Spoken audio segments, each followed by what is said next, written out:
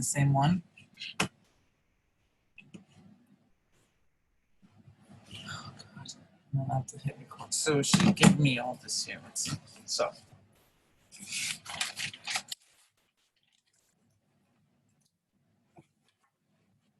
Let me get my phone. Let me get my earphones too. I need to turn on my earphones.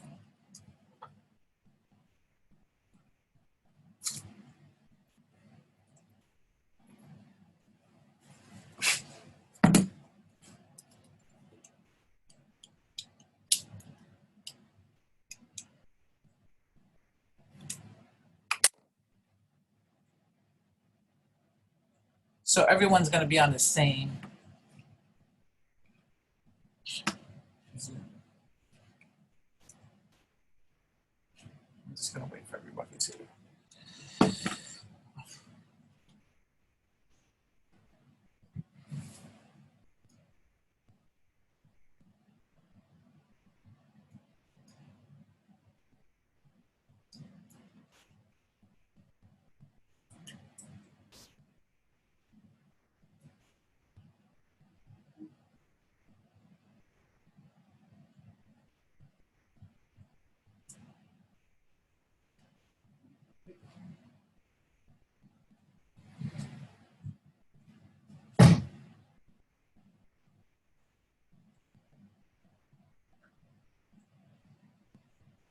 Just one thing.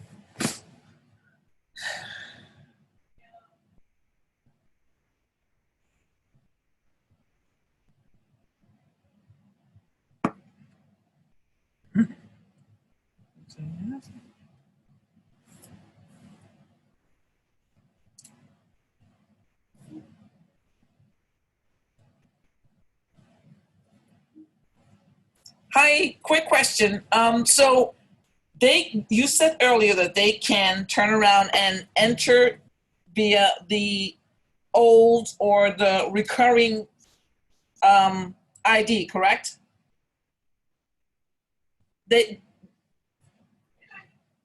Yeah, they could use the one from last month for June. Okay, it doesn't matter that, like, I already signed in. I'm just practicing. I got the flag up and everything. I'm just want to make sure that I'm in the same meeting that they're supposed to be on. Like okay. I was just.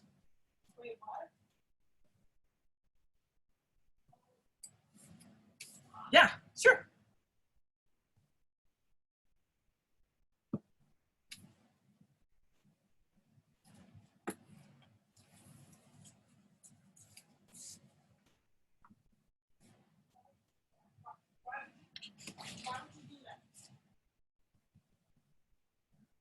Oh, hi. Yeah. You're on my phone, so I think you did. Yeah.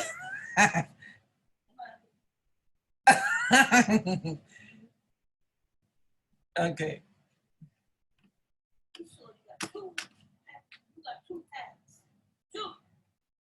No.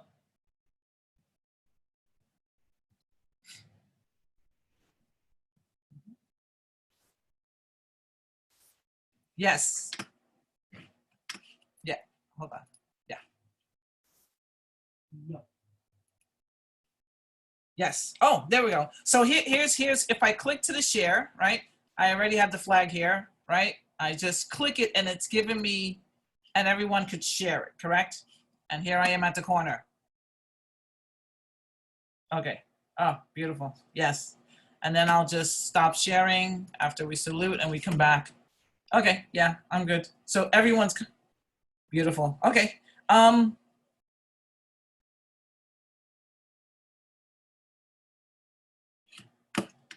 Oh my God, I was. If we could have the roll call, please. H. Foreman, A. Impastato, Here. A. Lewitt, D. Mello, Present. E. Seitzman, Present. L. Smith, Here. L. Vega. Here. All right.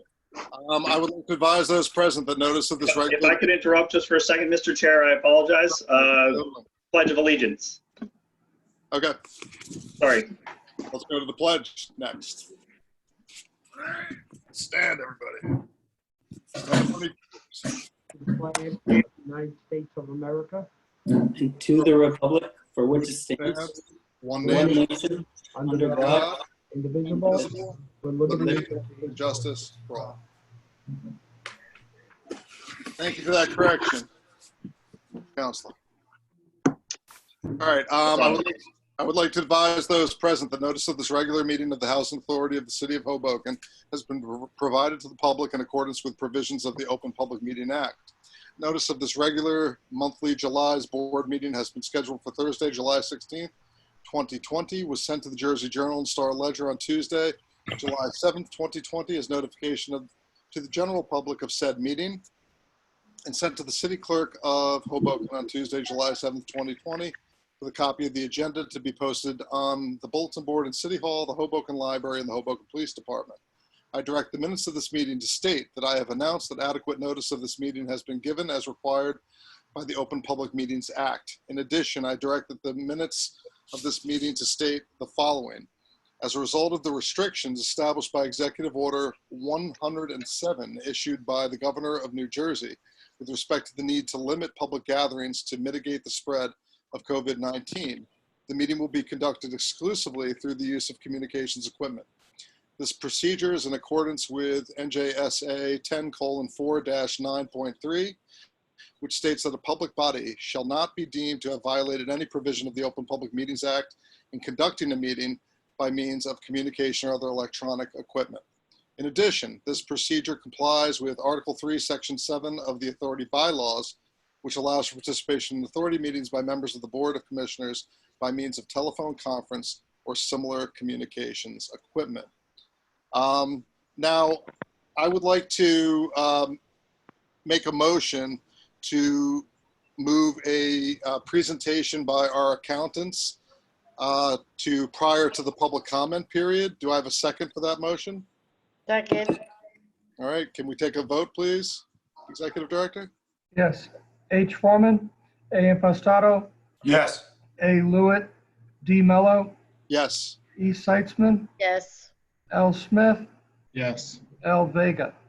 All right, thank you, guys. Our accountant has a conflict, so we needed to move his presentation to the beginning, although we'll be voting on this step of the budget process at the appropriate time of the agenda.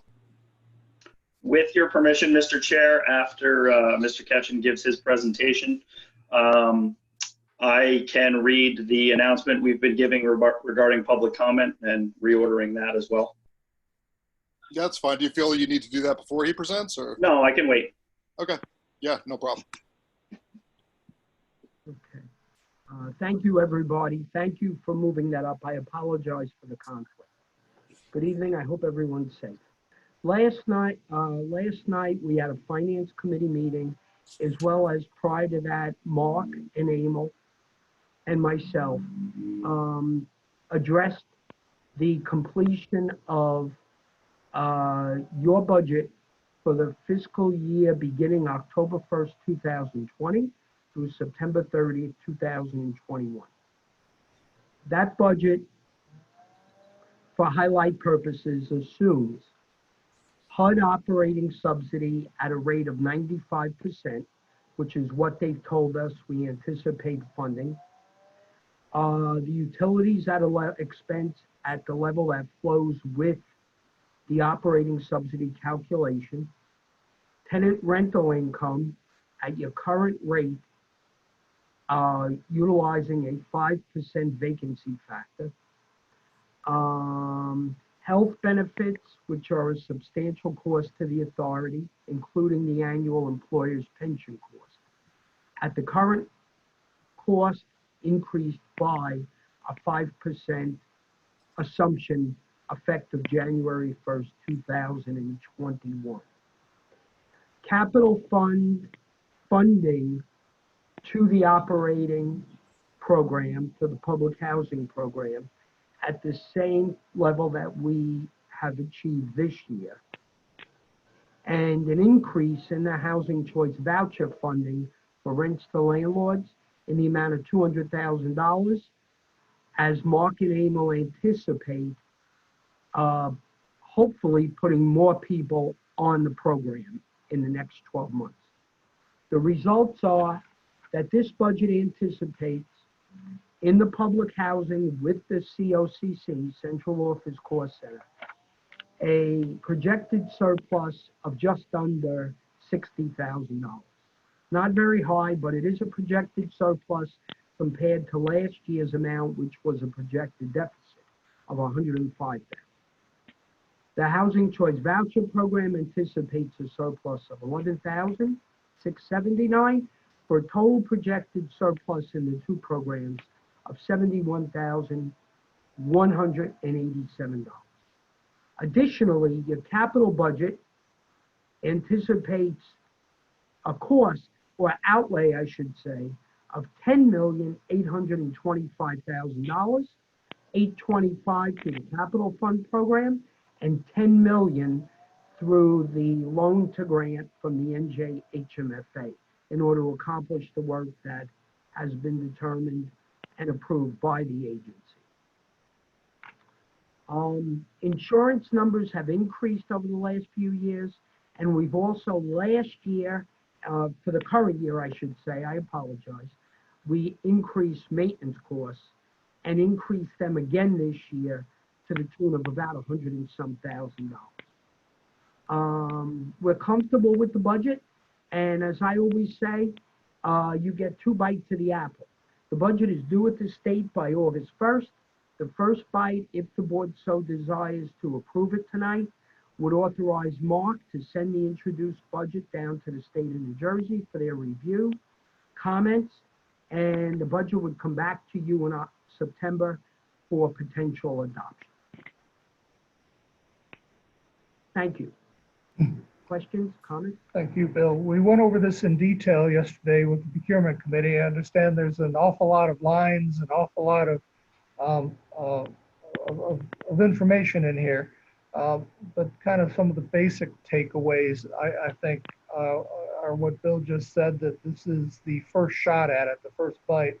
Once it goes into DCA, they get a chance to review it, make any comments, and then it does come back to this board in September for a final approval. So you do have some time to digest this beyond today.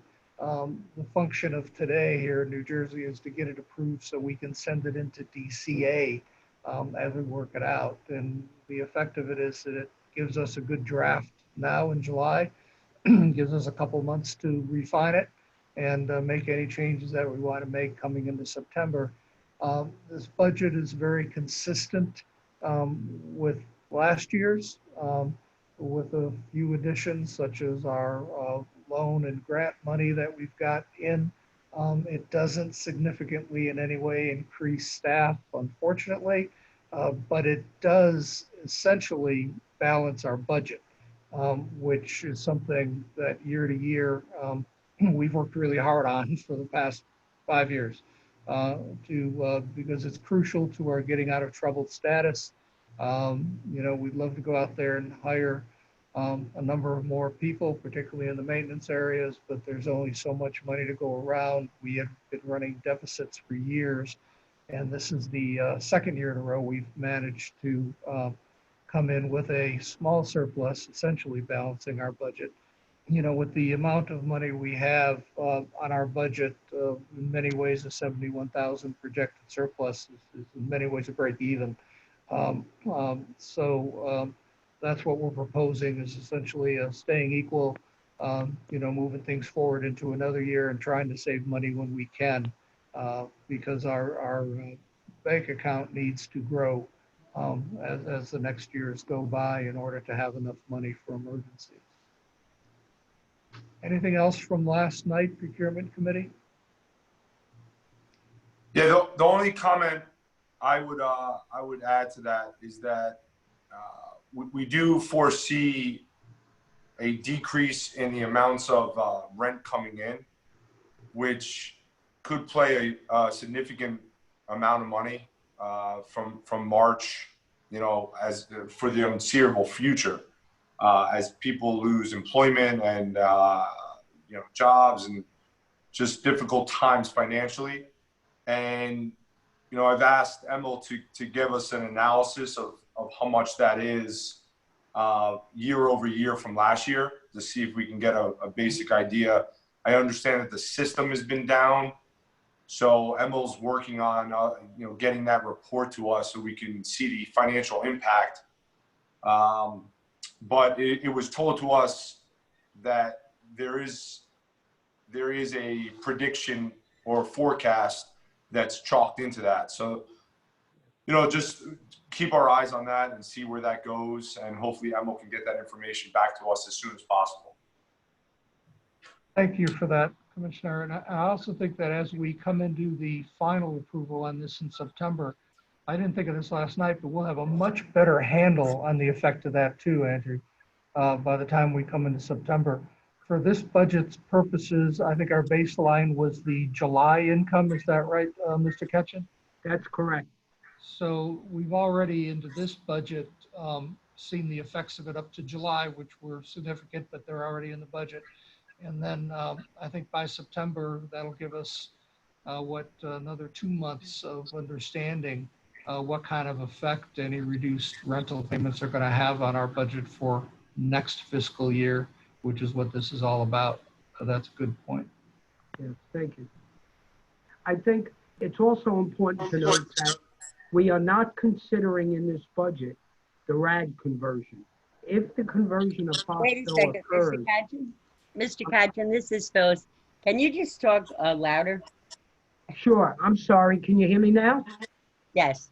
Okay, we are not, there is no consideration in this budget in regards to the Fox Hill RAD conversion.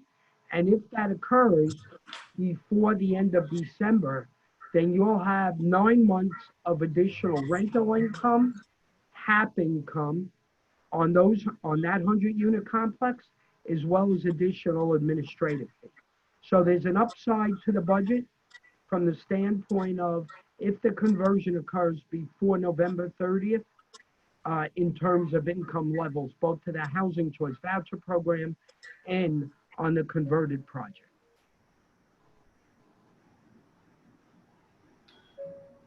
Which is some good news. Yep, thank you. Yeah. Thank you very much. That's what we've been working so hard at for the past few years. I think one of the things we've talked about so much with Brad is the ability to invest in the property, but as well as that, it definitely increases our income across the board, which has been one of our major goals over the years here to get this organization financially stable. Aaron Lewitt has joined us, I see. Welcome, Aaron. Can I have a question? You're on mute. Yeah, Commissioner Smith. If we don't approve the budget, it's due August 1st. What are the implications? I believe we can't send it down to Trenton until it's approved on our end. Is that correct, Counselor? Yes. So we've got 1 day to review and approve it, but I understand we get to review it again in the future, and if there's issues, we can then vote it down. Yeah, and then what are the implications there? Well, we go into 2021 essentially without an approved budget. I don't know of any other legal implications if we start on October 1st, 2020 without a 2021 budget. Bill, I'm just concerned. I'm sorry, Director. I'm just concerned about being asked to approve a budget that, you know, the numbers have cut off and the information I received, and I only have less than a day to review it. So I'm just a little concerned about that. The Commissioner is correct. It's a technical requirement that it has to be passed on initial review for DCA to review it, and there is a deadline to send it down.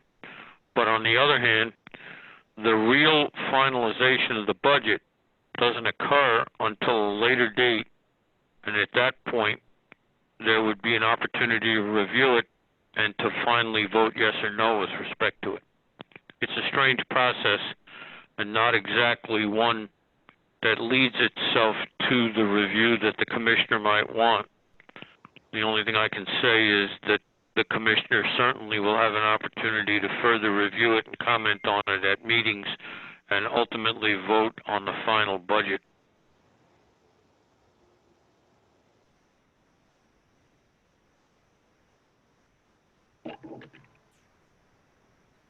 All right, any other questions?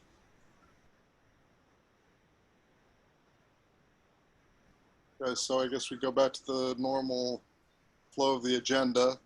Thank you. Thank you for the presentation. Thank you for moving it around. Yeah, no problem. Well, thank you. Okay, guys, I'm going to leave you. Have a good night. Have a good weekend. All right, you too. Thank you, guys. All right, so back to the normal order of things, public comment period. So, is Laura, who's managing the public comment period? Well, I think first Matthew has his statement. That's true, yes. Sorry about that. Thank you for the reminder. That's okay. Thank you, Mr. Chair. In keeping with the Housing Authority's normal practice of affording members of the public the opportunity to comment at monthly board meetings, the authority will be accepting comment during the meeting in one of three ways. First, comments can be sent by email to hha@myhhanj.com from now until 7:30, which I realize is 7 minutes from now. Second, if you're participating by telephone or through Zoom, beginning at approximately 7:30, the authority will allow access to participants one at a time to comment in real time. Third, if you are participating in the meeting using a web browser or smart device and do not wish to comment in real time, you can submit a comment using the Q&A function. This can be accessed by clicking the Q&A icon at the bottom of your screen. We ask that any member of the public who wishes to submit comment using the Q&A function try to limit themselves to a single submission rather than submitting multiple brief comments. Any comment received by 7:30, either by Zoom, either by email or through the Zoom Q&A function, will be read aloud by an authority representative for all attendees of the meeting to hear. Please note that the standard practice of the executive director and members of the board is to refrain from engaging in a back and forth discussion during the public comment portion of authority meetings. However, in light of the ongoing crisis, the authority realizes that it may be necessary to address questions or concerns raised by the public related to COVID-19. Finally, while the authority understands that the concerns of residents and other members of the public are not limited to COVID-19 related issues, the executive director and members of the board request that those who wish to comment be mindful of one another and attempt to limit public comment to urgent matters facing the authority community. This will help ensure that all members of the public who wish to speak can do so in a timely manner. On behalf of the authority, we thank you in advance for your patience and understanding. And at this time, in order to allow more time for members of the public to comment, in advance of 7:30, I recommend that the board consider adopting a resolution to reorder the agenda to allow the executive director to present his report. You're on mute, Mr. Chair. All right. I think after 4 months, I'll get this right. Yeah, I'll make the motion to suspend the agenda and move the executive director's report to prior to the public comment. Do I have a second? Second. If we could have the vote on that, please. H. Foreman, A. Impastato, Yes. A. Lewitt, Yes. D. Mello, Yes. E. Seitzman, Yes. L. Smith, Yes. L. Vega. All set? Okay, very good. Looks like I'm on. Welcome, everyone. I will try not to make this too lengthy, but we do have some important information today. I will go through the subcommittees briefly because we've got some, we're going to have a busy month coming up on our subcommittee schedule. We do need a security committee subcommittee this coming month. Oh, by the way, I should say, just to remind everyone, Chairman Mello, thank you for sending out the new subcommittee schedule. And we'll be in touch with everyone on those subcommittees to work out some dates. We have had some issues regarding safety and security. We had a really, I think, productive meeting yesterday with the city, some members of the city, the police department, and some of our residents over at the multi-service center yesterday. And it was really productive. It was good to open our ears and understand a couple of our hot spots that we're dealing with out there. I think Miss Barbara Reyes was there, or one of our, a couple other of our residents that we made nameless because, you know, sometimes it's tough to be naming names on residents that want to do good out there. So we're careful on that. But we had a great dialogue, and a number of things came out of there that were ideas. So I'd like to bring that security committee together over this coming month. I'd like to bring the personnel committee together. Personnel committee hasn't met for a while. We do have some issues surrounding COVID on personnel and staffing, on some of the part-timers we've hired, and we've got some ideas for some revisions on our organizational chart. So I'd like to start presenting that to the personnel committee. Our resident services committee has been meeting weekly. Again, it's done well. It's been a very valuable forum. Andrew and Erica and David, we've been really transitioning to a great extent of activities. What's going to go on this summer? What activities can start? When can they start? How can we safely roll things out?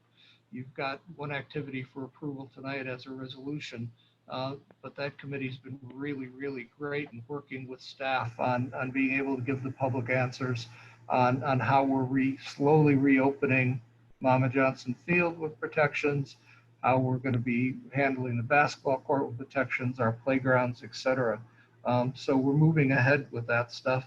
And then last but not least, not last right now, the Professional Procurement Committee, we do have our software proposals back for our new software system. Hallelujah.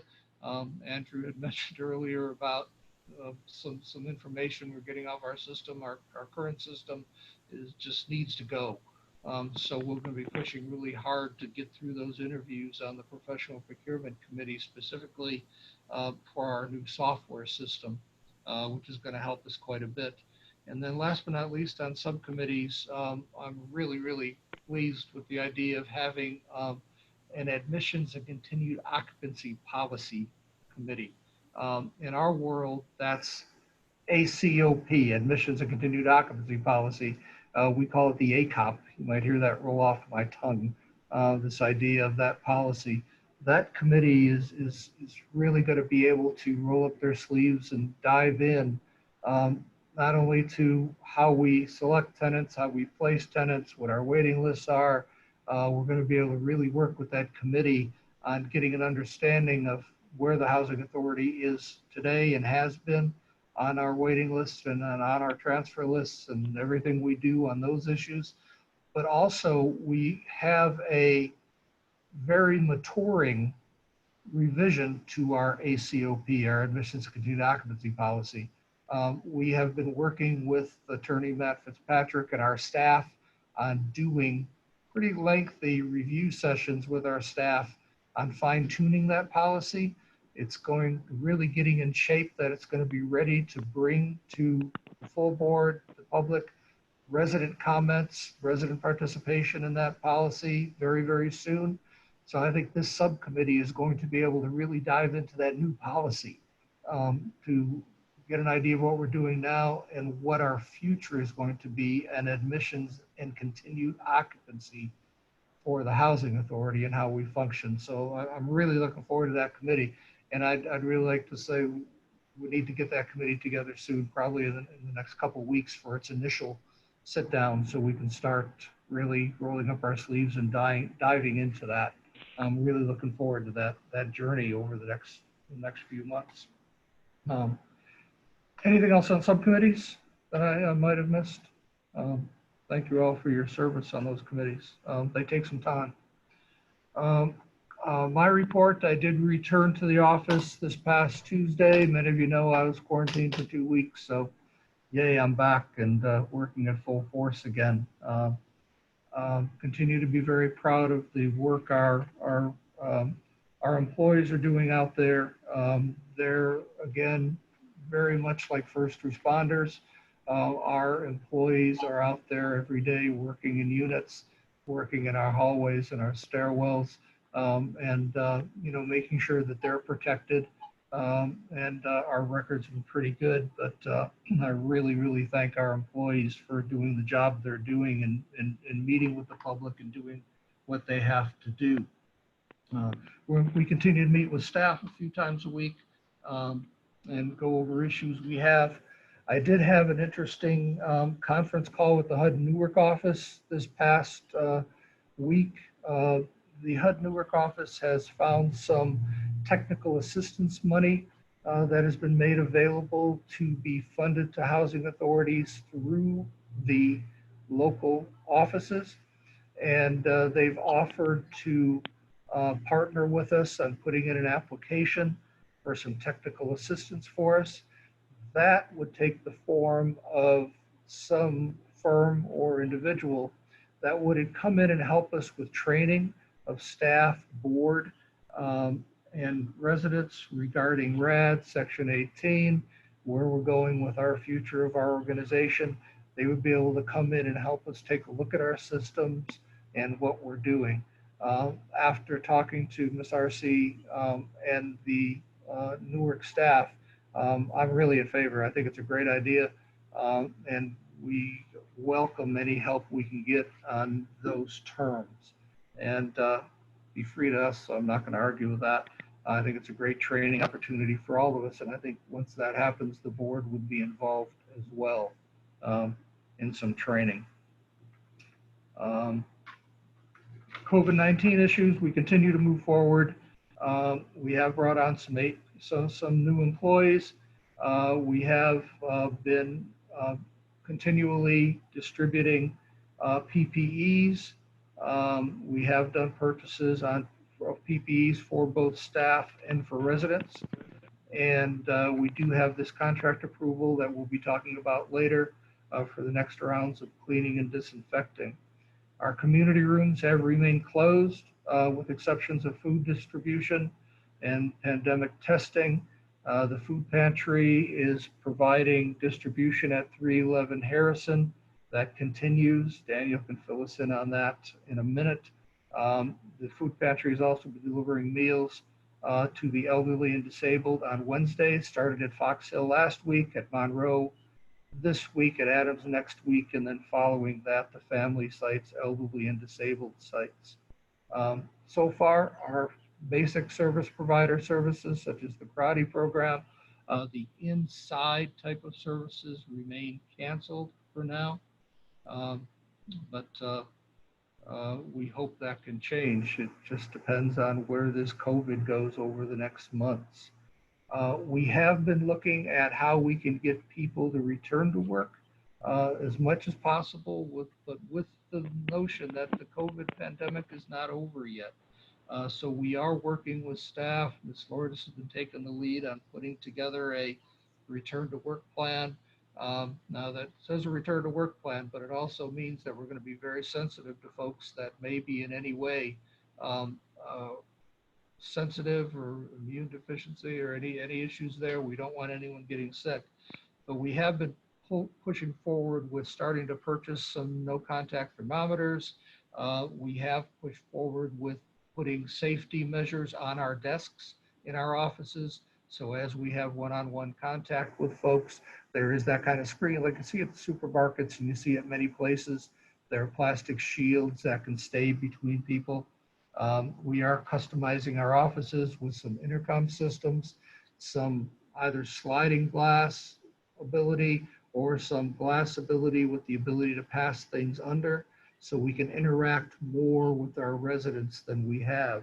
Our offices have remained officially closed and by appointment only. Our folks have been working, they're there, we're manning our offices, but we're making sure that we're keeping safe COVID-19 distance. On resident rent issues, we continue to accept rent through our Dropbox system with mailed out receipts. I do not feel comfortable yet of opening up our central office for dropping off rents and receiving immediate receipts. We just don't have enough room here to have safe social distancing. We are starting through resident services, we are starting to open up the Mama Johnson Field for controlled activities. You do have a resolution tonight to start a youth program starting on Monday through Community Lifestyles. The city is also utilizing the Mama Johnson Field starting next week in the afternoons for some youth programs as well. Um, we have been mirroring the city's strategies on all of this, on our playgrounds and our parks. The playgrounds have reopened as well as our water park. The basketball court has opened right now only for the use of the Boys and Girls Club program.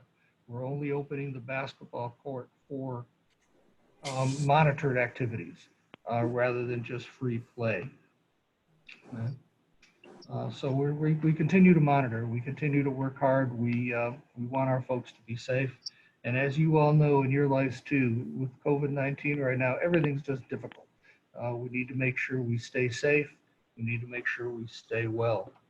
The Housing for Hoboken trustees, moving on to that, they have started the process of interviewing planning consultants, and we're going to be continuing that process over the next couple of weeks and hope to have, knock on wood, a recommendation over to this full board in August to work on our planning consultant.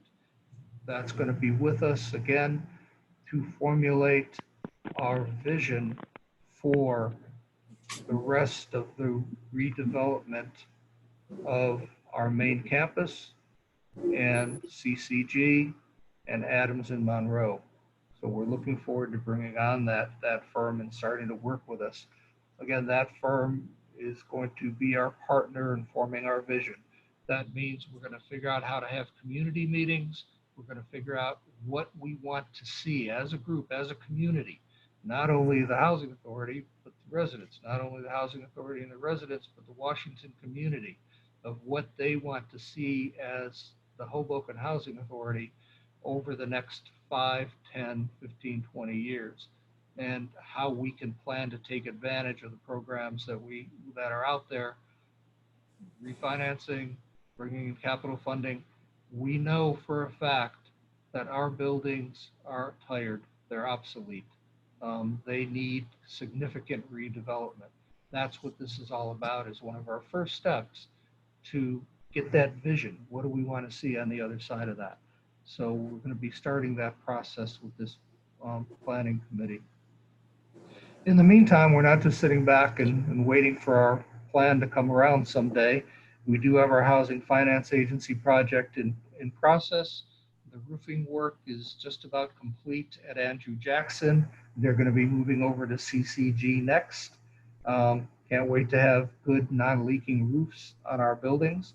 We are taking a look at expanding that over to Harrison as well, due to the original Housing Finance Agency ability to get funds. Harrison could not be included in that project originally. So we're looking at ways that we are hoping that by the end of summer, we can also be talking about a new roof at Harrison before the snow flies. Our backflow prevention project under those funds is under redesign. Last month, I told you that we're about 30 days away from starting.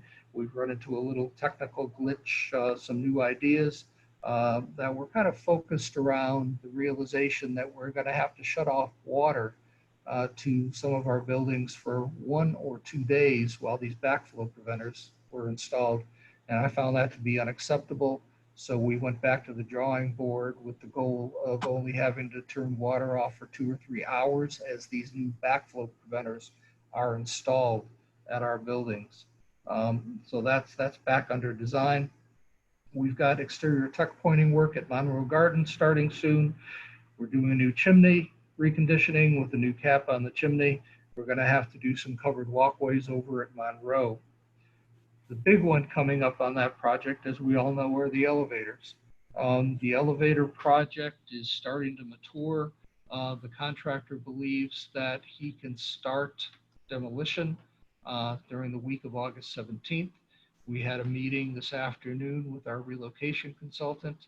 They are reaching out now to the residents that are going to be relocated in the first phase of this project, and re-talking. They've already talked to all the residents, met with all the residents one-on-one in in our buildings, and we are now getting down to the nitty-gritty. We're getting serious that between now and August 17th, we're going to be finalizing moves for a number of people. We've got the units ready. We're ready to do these moves in the first phase. We're anticipating, could change, but we're anticipating about 30 families to be moved. These will be temporary moves for 3 or 4 months. The elevators will then be completely reconditioned, new elevator systems across the board. Once those elevators are done, the families will move back, and then we move back to then we go over to phase 2 of that project. Phase 1 includes 3 of our buildings, and phase 2 includes 4 of our buildings here at Andrew Jackson. So that's exciting. Not only exciting, it's really important for us financially to get rid of these old elevator systems, and most importantly, for service to our residents. I know a number of people on this call have either heard about it or personally been disadvantaged by our old elevators breaking down a number of times. We've had a number of breaks just this past month, and we're pouring far too much money into those. So we're looking forward to our new elevator systems. It's going to be a lot of work, going to be a real challenge for us, but we are going to make sure that that every resident is treated fairly, that we cover every cost for every resident, that we listen to residents, that anyone who wants to move temporarily out of that building has the right to, and we're right down that path. For those of you that are a little new, maybe, we have a consultant, Housing Opportunities Unlimited. They're out of Massachusetts that are working with us. They're having a full-time person that's going to be here in Hoboken with us. Matter of fact, she lives in Union City. So they've got extensive experience on doing this. They've done hundreds of these projects, and we're excited about moving this forward. It's been a long time coming. RAD is moving along. We're in the final stages of our approvals on our RAD project at Fox Hill, and we hope to be able to close that project in 60, maybe 90 days, but we're really in the final throes of it here. CDBG funding, which is our third special capital project. The boiler replacement is in full swing, going well. We do expect that by September it will be complete. These are 14 boilers that are going to give us, for the first time, in my experience here anyway, at least one boiler that's less than 5 years old at each of our boiler locations. So the money we've been pouring into boilers on emergency repair is going to be, we're going to be able to start to see that curve come back down. Many of you know that these winters we've been spending, we've had many sleepless nights. We have not lost a heating day, but we have had to plow some money into these old archaic boilers. So I'm really excited about having a little more sleep next winter once these boiler systems are in. Been working on it for a long time. I did attach our public housing waiting list at the request of Commissioner Smith. Thank you for that. And we are going to be, again, being able to dive into that very deeply at our ACOP, our admissions and occupancy policy meetings. We're working on that policy. You did approve a grant writing and project management consultant last month. That approval is over at HUD right now. Sometimes frustrating, but we do have to have HUD approval on these contracts. And I think HUD is suffering from some COVID lapse as well. So it's over at HUD waiting for their approval. They're waiting to get that approval back. Once that comes back, we will be working as quickly as possible to get a RFP out on the street for project-based Section 8 units. So we're moving forward with that as fast as we can. waiting on the paperwork to come back. I wouldn't anticipate that once it comes back, it's going to take very long to get that RFP on the street, but we have to wait for that to come back. We have delayed housing choice voucher annual inspections due to COVID-19, but we have issued 20 new vouchers to go out on the street. And Ms. Libya is getting those responses back. We do expect that we're going to release another 20. The responses have been coming back a little slow. We think it's COVID related. We're having to use the mail a little more than we have in the past, but we're going to be getting very aggressive on reaching out to going up our waiting list, finding everyone we can to come on in. We do have, as we've mentioned before, an increased rent level that's going to make those vouchers more attractive. So we're really going to be pushing our Section 8 program, Housing Choice Voucher, over the next couple months. We are going to be working out a plan that we'll probably be able to talk to you in much more depth in August of possibly opening up that waiting list again. So we're having discussions on that internally right now, but we do believe we're going to be able to move forward with some new applications for vouchers.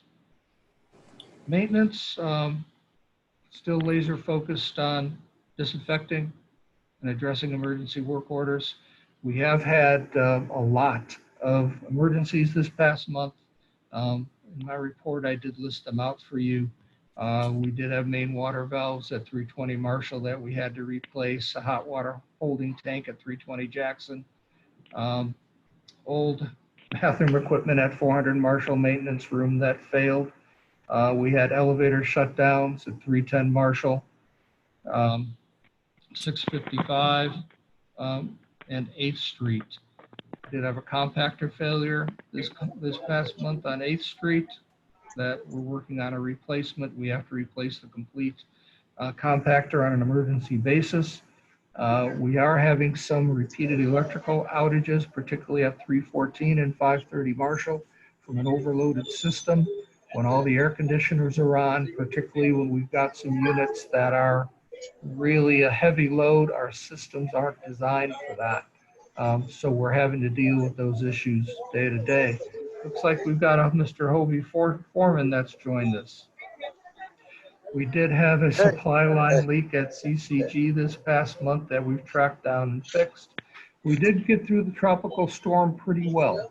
We did not have any major flooding. Our sump pumps worked well. We did have a door system over at Adams that got knocked out for about 24 hours, but we managed to get that repaired and back up and running fairly quickly. We did have a special initiative this month to go through all of our elevator pits and basement areas and do a thorough cleaning in those normally kind of inaccessible places like the elevator pits, because we have seen a lot of increased mouse activity, I think, here and throughout the city, from what I understand. Getting toward the end, the capital improvements report, we do have that sewer line project, if you'll remember, over at Adams that we put on hold. It was starting right as COVID-19 pandemic hit, but the problem has not gone away. We do have a maintenance crew that goes to Adams daily and routes out all of the Adams lines so we don't have backups. The Adams Gardens sewer lines drastically need to be replaced. And it's a difficult job. The sewer lines, again, run right through the lobby. So when we do this project, we're actually going to have to dig up the lobby and have temporary access over the lines as they be replaced. We've put it on hold. We're going to be meeting with the contractor this coming week to talk about possible paths on getting this project back online and working again, because the problem isn't getting any better out there, and we really need to move forward with it. But again, I'm not going to let it move forward unless we can be sure that we're safe. We are taking a look at the repair parking lot gates at Fox Hill and at Adams. They're under design. A generator 220 Adams is still under design, been going a bit slow because of COVID. And then we do have under design 7 compactors at various sites. Finance report, fiscal year ending 29 Mark, audit has been Mark. delayed. Yes. Sorry to interrupt. Can we just mute Hovey Foreman? Yeah, I've been trying to tell them that. I thought I muted. No, No, you're not on mute. All right. Thank you. Yeah, Sorry. thank you, Andrew. Yeah, I'm talking so much I didn't catch him. So bids have been received for the software system, as I said earlier, and we're really working on tracking those COVID-19 expenses. On resident services, Daniel, if you quickly want to say a thing or two about what you've been up to, because you've been up to an awful lot. And then we'll be done. Thank you, Director, and thank you, Commissioner. So just to highlight some of the aspects of resident services that the Director mentioned, we have been working with the Hoboken Food Pantry even before the pandemic began. They transitioned from an emergency food distribution to a summer program, and they come to the Hoboken Housing Authority bi-monthly, twice a month throughout the summer. The distribution site is 311 Harrison Street, the courtyard, and residents can come and pick up their groceries at that location. And they can also do sign up at the same location and pick up as well if they have not yet registered. The Hoboken Food Pantry is doing door-to-door delivery to our senior sites only once a month. And the next delivery date will be July 23rd, which is not just a distribution date and pickup location at Harrison Gardens, but also door-to-door delivery at all of our senior buildings to our residents. The Hoboken Food Pantry has also been working with donors in the city of Hoboken, and they have been providing one-time lunch meals to our senior buildings. They have been at Fox Hill in Monroe, and the next location next Wednesday is going to be Adams.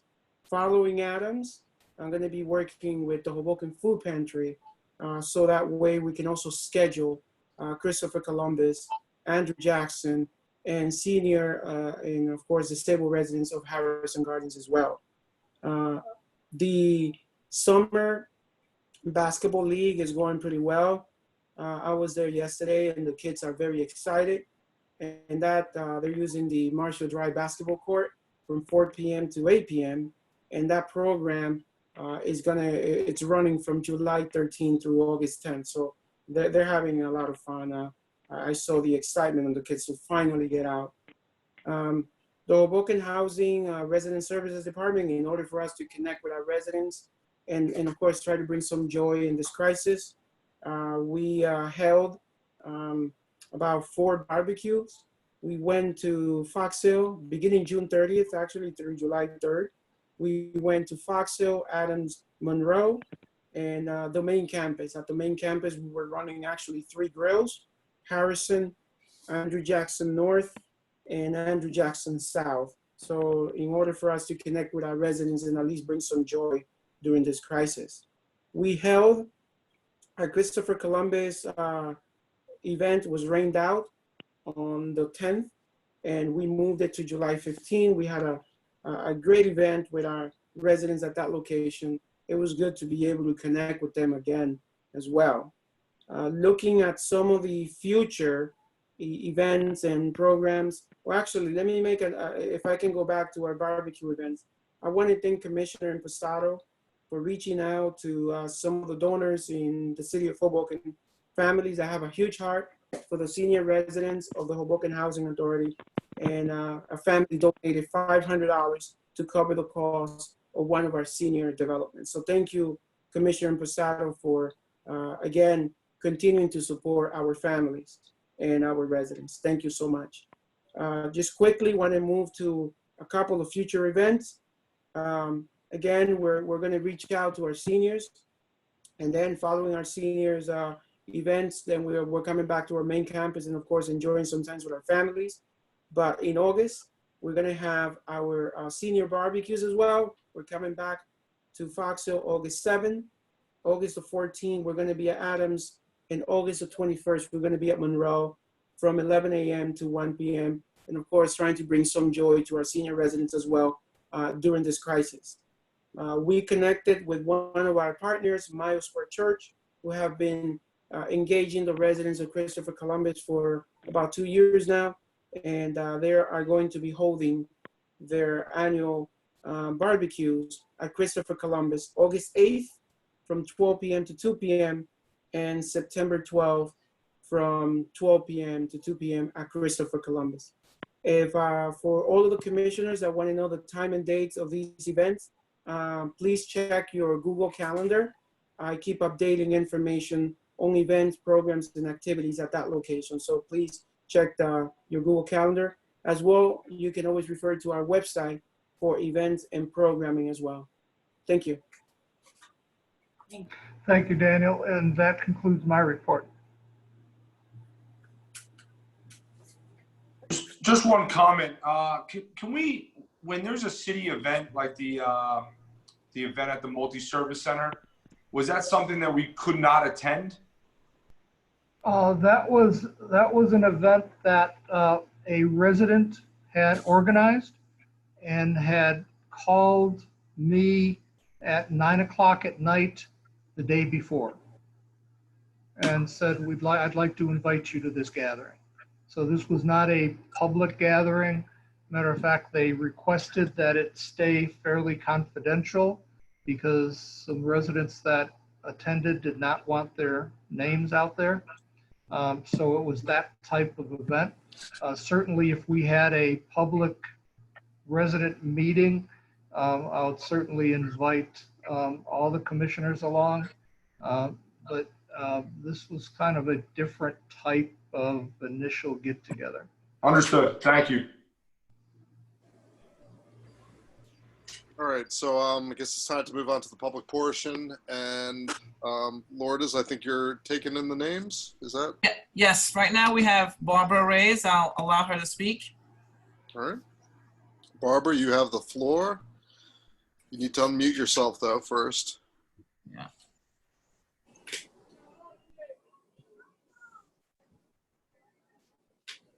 Barbara, can you hear me?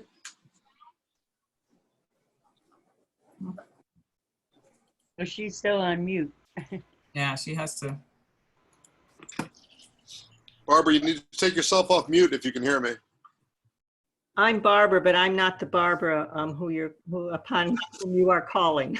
Oh, I got you. Okay. All right. So let's move on. You'll certainly give Ms. Reyes a chance to speak if she joins us again. But who's next? Mr. Fox. Mr. Fox, did you have something to say, or are you just attending the meeting to observe? Mr. Fox, you're also on mute. I'm just attending the meeting. All right, great. Next. That's it. All right. Okay. I mean, if Ms. Reyes joins us later, we can always make a motion to suspend. Okay. All right. Let's move on then with the agenda. Mr. Chair, I apologies for interrupting. I will just point out that it's my understanding that no comments were received by email. Is that correct, Lord? No, none at all. And there is nothing in the Zoom Q&A. Daniel? No. Thank you, Mr. Chair. All right. Thank you.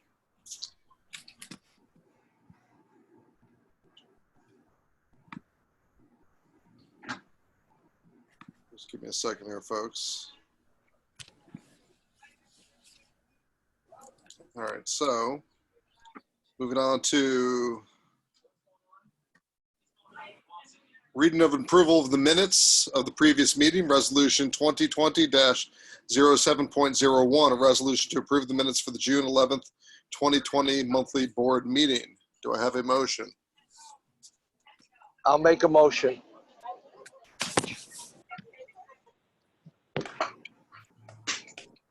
I have a second, anyone? Second. All right, thank you. All right, if we could have the vote, please. H. Foreman, Yes. Ann Passato, Yes. Jay Lewitt.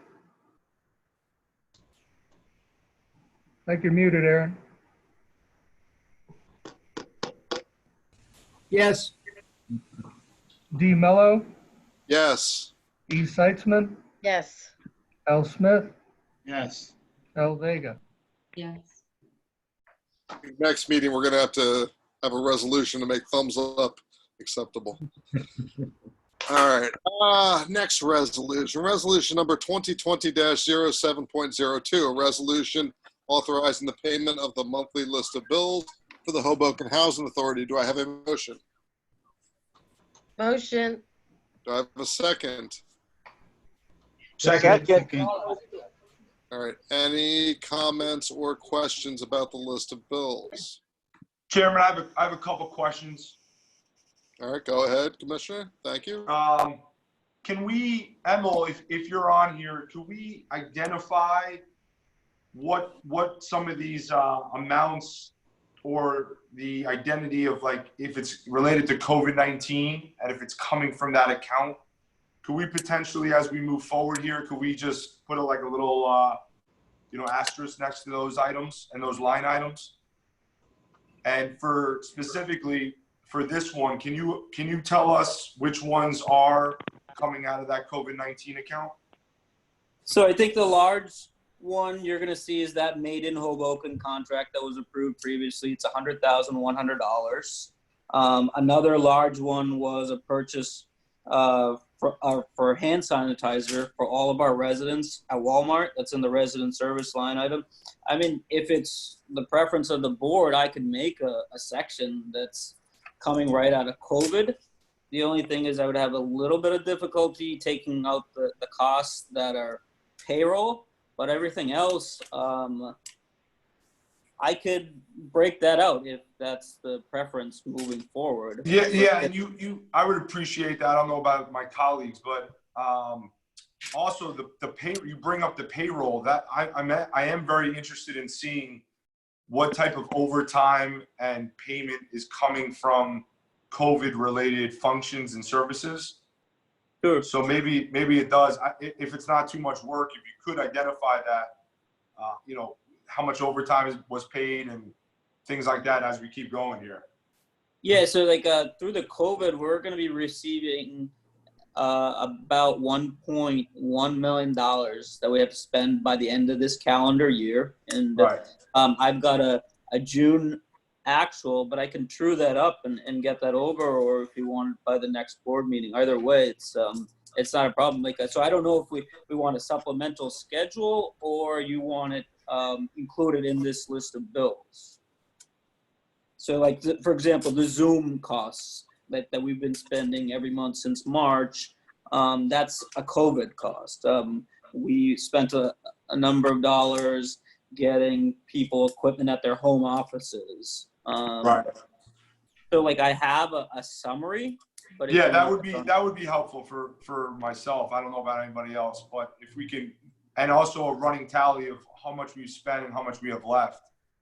Sure. So I have, because all of our COVID expenses are booked to a separate general ledger account because we're anticipating to draw all those monies down.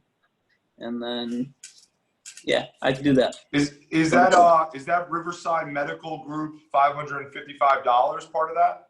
Yes. And was the city of Hoboken supposed to pay for that? So we were billed for employees that we sent to Riverside, and so we did process that payment.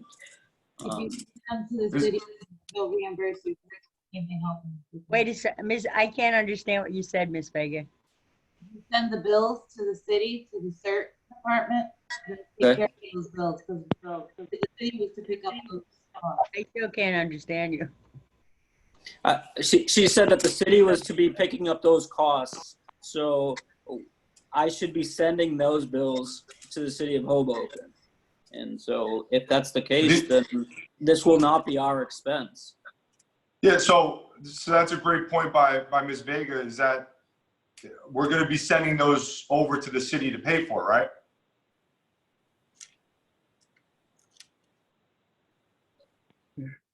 If that's the direction Mr. Recco advises, yes, sure. I can send those bills over. And Yeah. I've got a real good relationship with the city OEM fella, Sergeant Montanez. I'll give him a call. We'll find out what the story is on that. I don't know why they would bill us. And Emil, thank you for putting the Ford 250 2008 identification on there. I appreciate that. Sure, you can continue to do that, not a problem. Thank you. That's it. Thank you, Chairman. Thank you. Do we have any other questions? All right, we can call a vote then, please. H. Foreman, Yes. A. Impastato, Yes. A. Lewitt, Yes. D. Mello, Yes. E. Seitzman, Yes. L. Smith, Yes. L. Vega. Yes. All right, next is resolution 2020-07.03, a resolution to award a contract for cleaning and disinfecting services. Do I have a motion? Motion. Do I have a second? Second. All right, any questions? Just a comment here. This is it's kind of it's both disturbing and also effective that we're seeing that the process kind of works here. But just so everyone understands, we just approved amount of $100,000 made out to Made in Hoboken for a service of cleaning and disinfecting. And I brought up at the last meeting that it was very surprising that that amount was being approved, and that I thought there were other companies out there that could potentially do this for far less. There was some backlash at the last meeting saying that, you know, one, companies were not available and able to come in and clean, and then two, that that if they were, the amount of money was going to be far less than, just around the same amount of money as the 100,000. And we saw that there were several bids that maybe not finalized and came in, but were far less, more than half. And then we round up at a state approved contract for $19,000, I believe is the amount. So my thought and question here is, and I talked to the Director Recco today, one, is it possible that Made in Hoboken was price gouging when they gave us a $100,000 contract? Two, is the contract we're approving tonight maybe not sufficient in the services rendered in what we're looking to have? And that's why the amount is so low. And maybe there's room in the middle there to find another company that could potentially do what Made in Hoboken did to the extent they did, but far less. I know the answer is yes to the second question. The price gouging thing, that's a serious claim. I don't think they did, and I think it's a whole new ballpark where a lot of companies didn't have a market for things like this, COVID related, just because it hasn't been seen before. And Miss Commissioner Vega can probably speak to a lot of this, because I'm pretty sure she deals with a lot of cleaning and disinfecting of the buildings at Applied. So she would have some experience, I would hope. And I'm just really concerned that we spend so much money on a contract. And I know it was an emergency, and I know that our time was, we did not have a lot of time to research and go out for bid and things like that. But to have a company do this for $19,000 is absurd to me. I walked through the buildings today and I took pictures, and Commissioner Mello has the before pictures. So we would more than happy to share that. But my first inkling when I walked through today is, yeah, they cleaned the building and they did a good job, and it's definitely clean, but I don't see a big difference as respect to the smell, as respect to the grime and the mold that still remains. I don't see $100,000 contract, and I'm not in that business. I've been researching it myself and talking to a lot of companies.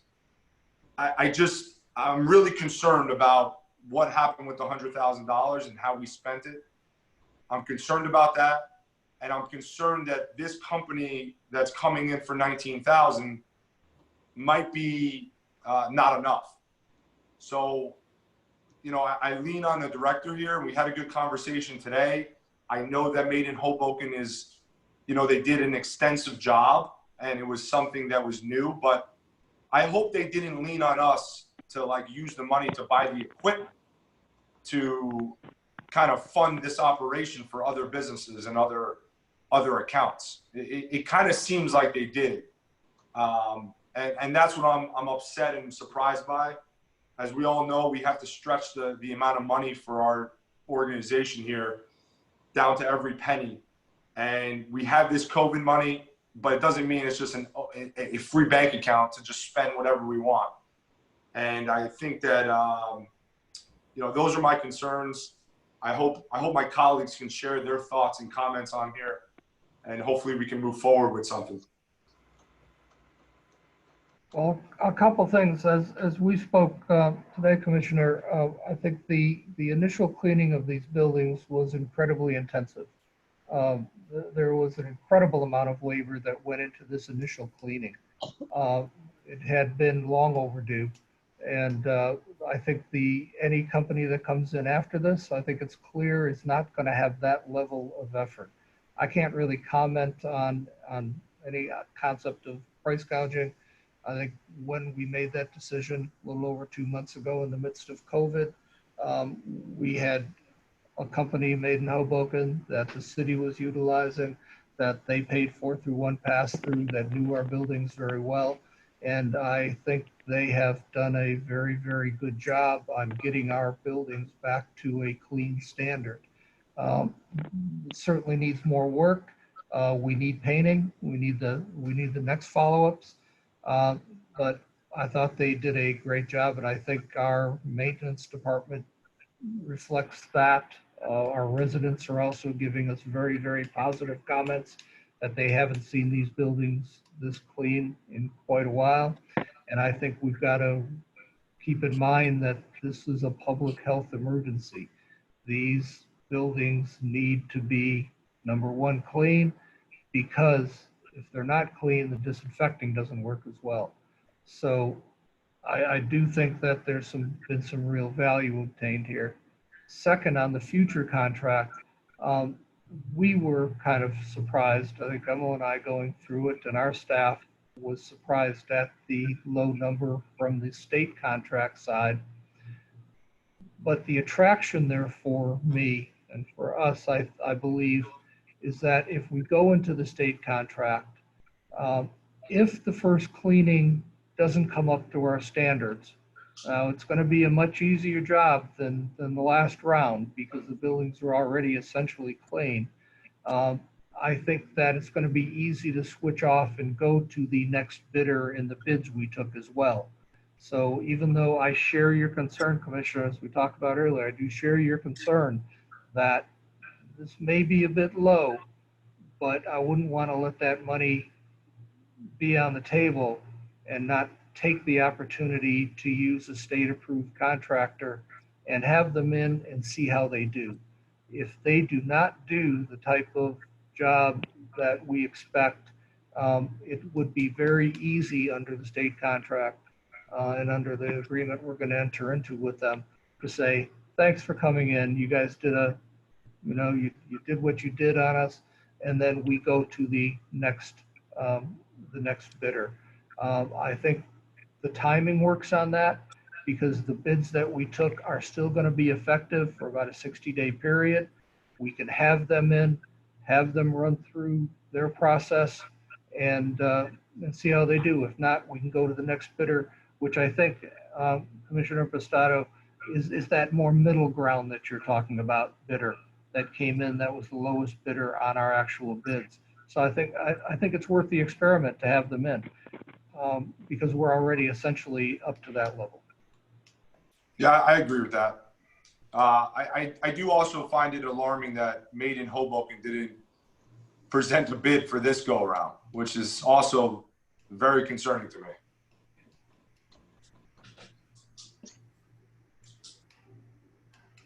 Thank you for explaining that.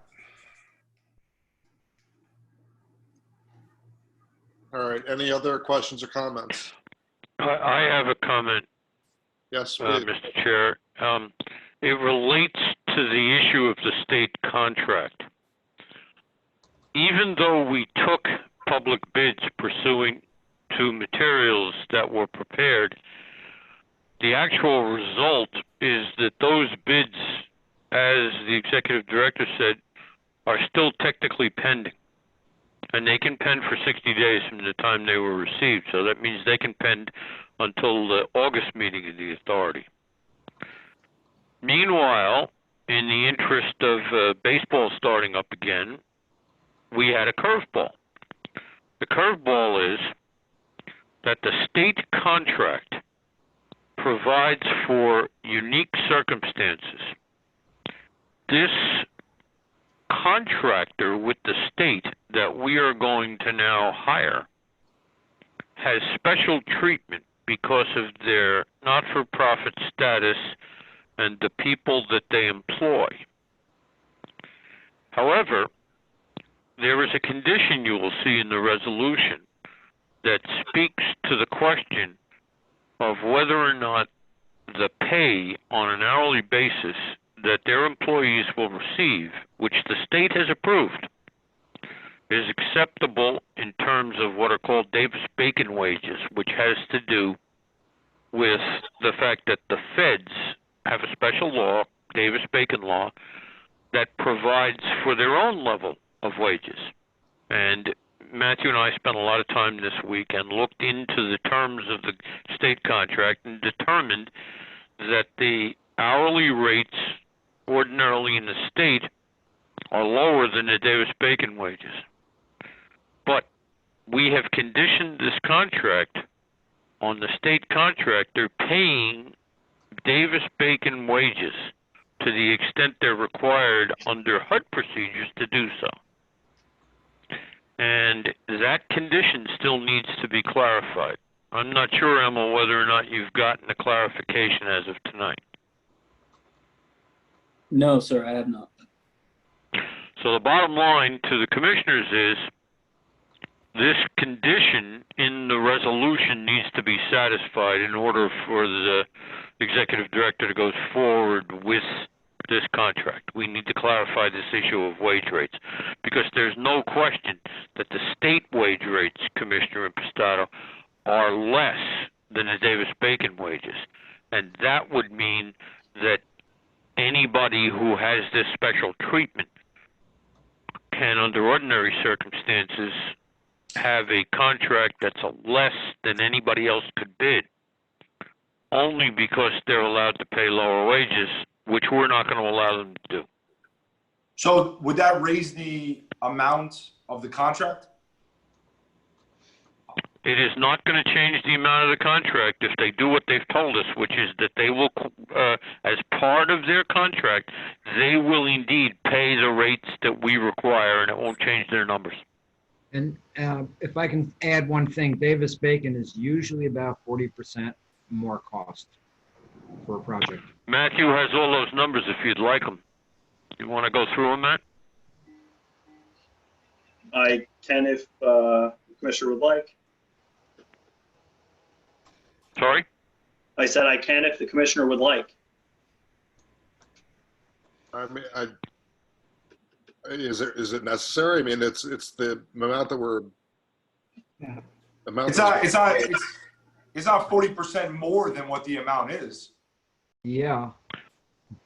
Well, the rates are 40% more, but we're not going to pay 40% more. Yeah. They've told us that for the same contract amount, they're going to pay the higher wages. So it's the same amount for the Housing Authority of Hoboken to pay this company. They're just going to make less. Correct. Presumably, they have correct. committed to paying essentially that $20,000 amount and to paying Davis-Bacon rates.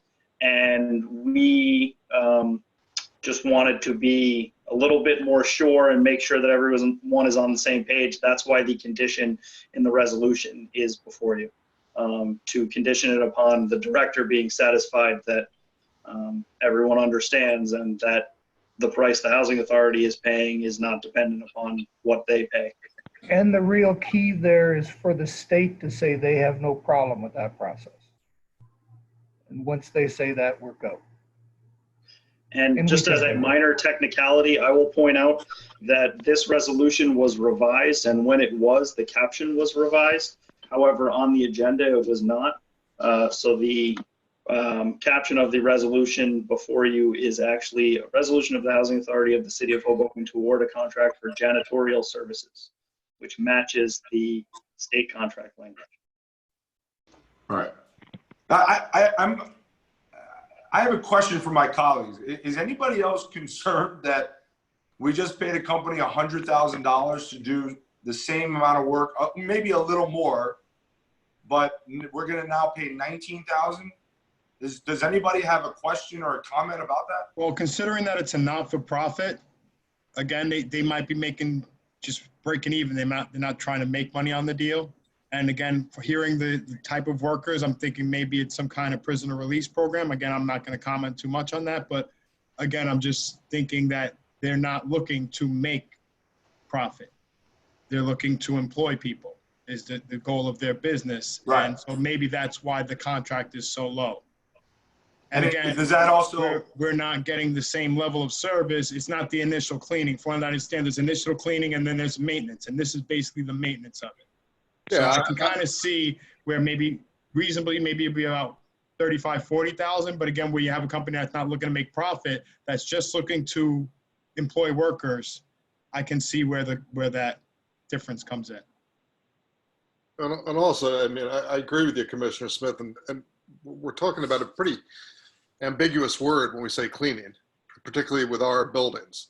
It's like the difference between getting a car wash where they're raising some money for a charity and getting your car detailed. I mean, it's a different kind of cleaning, and it's, you know, the initial cleaning was a very in-depth cleaning, and you know, I believe the directors told me that they were like down on their hands and knees with razor blades, and it was a different kind of cleaning than the second round will be. there's no way it's $80,000 more. Don't get me wrong, Andrew. I'm just saying we can definitely use a sandblasting in the building, which was something I had talked about, but I don't know what the ramifications of that with no ventilation. But the cleaning that they did, again, from my visit to the building and knowing the history of those buildings, I think they did a good job. All right. Any further questions? We have a vote, please. H. Foreman, Yes. A. Impastato, Yes. A. Lewitt, Yes. D. Mello, Yes. E. Seitzman, Yes. L. Smith, Yes. L. Vega. Yes. All right, resolution 2020-07.04, resolution to approve the AMP budgets for the Housing Authority of the City of Hoboken. Do I have a motion? Motion. Do I have a second? Second. Any questions or comment? All right, if we could have the vote, please. H. Foreman, Yes. A. Impastato, Yes. A. Lewitt, Yes. D. Mello, Yes. E. Seitzman, Yes. L. Smith, Yes. L. Vega. Yes. All right. Resolution number 2020-07.05, resolution to authorize the approval of the annual and capital budget for the fiscal year October 1st, 2020 through September 30th, 2021. Do I have a motion? Motion. Do I have a second? Second. Yes. And again, this isn't the final approval of the budget. This is approval to send it down to Trenton. Any questions or concerns or comments? All right, if we could have a vote, please. H. Foreman, Yes. A. Impastato, Yes. A. Lewitt, Yes.